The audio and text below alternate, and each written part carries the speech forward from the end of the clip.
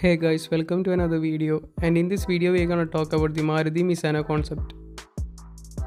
This car is designed by the students of European Institute of Design in Turin with Japanese company. The prototype is made by combining Suzuki's spirits of sports cars and motorcycles. Misano is an unconventional roadster that was worked by 100 people, which includes students, professors and members of IED staff. This is a thesis project of students of Master in Transportation Design and based on La Dolce Vita's way of life.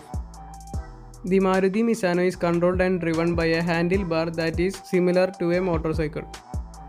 The Maruti Misano is a two-door electric sports car with 4 engines and tandem seating arrangement inspired by motorcycles. The battery pack is placed in the lower part of the floor to have low center of gravity and to get a go-karting driving experience. The Maruti Misano will be exhibited at the National Automobile Museum from 15th May to 6th June this year. So thank you for watching the video and don't forget to like, comment and share the video to your friends.